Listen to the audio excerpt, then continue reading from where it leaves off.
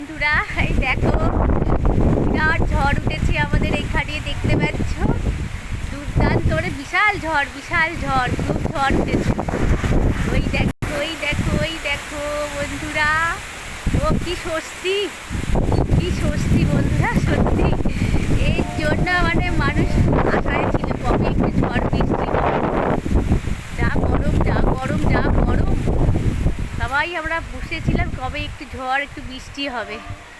খুব ঝড় উঠেছে। তোমাদের কোথায় কোথায় এরকম ঝড় উঠেছে আমাকে জানাবে, আমি আর বলতে পারছি।